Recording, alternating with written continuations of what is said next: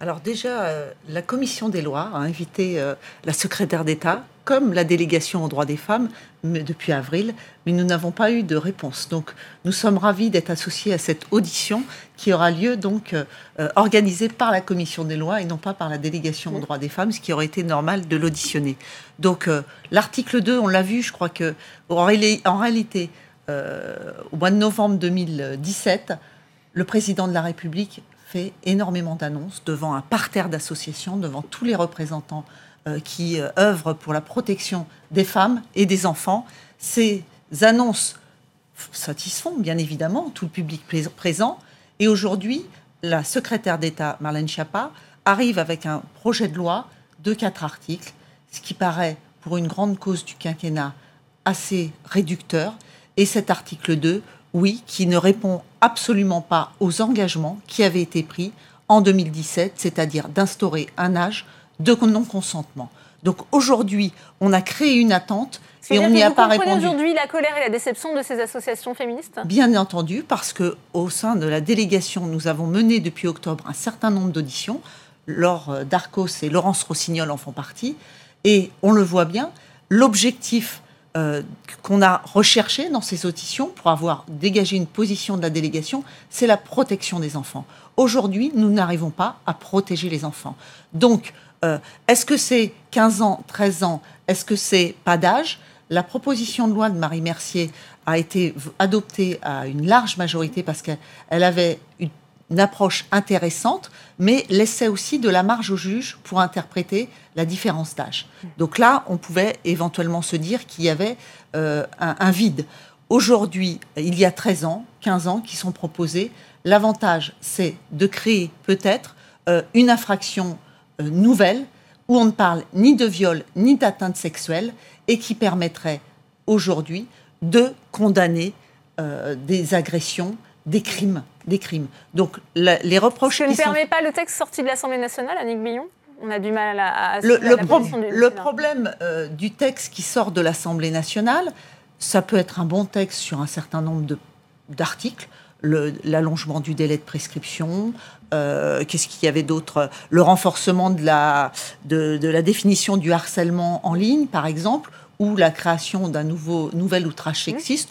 Tout ça, ce sont des choses sur lesquelles on peut être tous d'accord. Après, comment ça va être mis en œuvre ? Après, sur l'article 2, il y a une attente. L'article 2 ne répond pas à cette attente et cette inquiétude.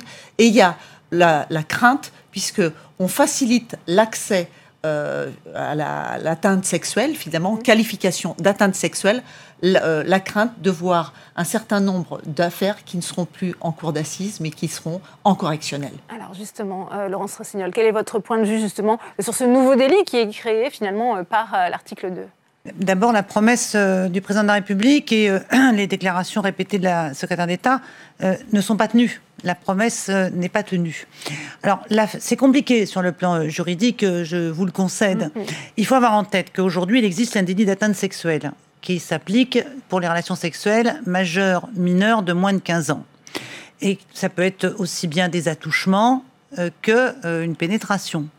Et il y a le viol, mais le viol répond à des caractéristiques particulières qui sont violence, contrainte, menace ou surprise.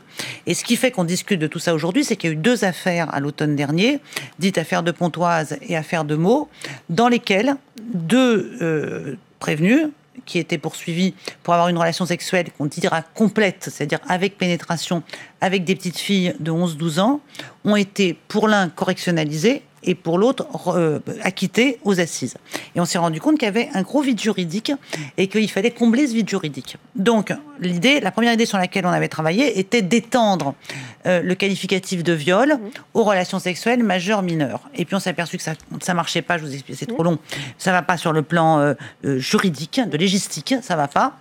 Donc aujourd'hui, quel est l'enjeu ? C'est de poser un interdit absolu sur les relations sexuelles majeures mineures. À mon sens, mineures de moins de 13 ans. Il y a la zone 13-15 pose trop de difficultés. Majeures mineures de moins de 13 ans, un interdit absolu. Et de qualifier de crime une relation sexuelle entre un majeur et un mineur. Ce dont nous ne voulons plus, ce sont ces discussions qui peuvent avoir lieu en cour d'assises, par exemple, ou ailleurs, sur est-ce que cette petite fille était consentante. L'idée qu'il puisse y avoir un consentement d'une enfant de 11-12 ans à une relation sexuelle avec un majeur, dont il est clair qu'elle ne comprend pas l'enjeu, même si elle ne s'est pas défendue, même si elle l'a suivi, même si elle s'est laissé faire, il faut répondre à cela, non pas par des discussions sur la maturité, le discernement, tout ça va encore nous amener dans des approches subjectives, mais répondre par un interdit absolu. On ne touche pas aux enfants de moins de 13 ans. Et à partir de là, si on n'y touche pas, c'est que c'est un crime. Le viol est un crime. Donc il n'y a pas de raison qu'une relation sexuelle majeure-mineure soit moins pénalisée qu'un viol. C'est un viol sur un enfant. Donc c'est ce que nous allons proposer à la ministre, aux deux ministres ce soir, et c'est ce qui n'est pas dans le texte du gouvernement, qui crée pour sa part une nouvelle infraction qui est une atteinte sexuelle avec pénétration, mais qui reste un délit et qui est moins puni qu'un viol sur mineur. Et pourtant, Marlène Schiappa s'en défend, avant de vous donner la parole. Mais Marlène Schiappa raconte son texte sans aucune rigueur.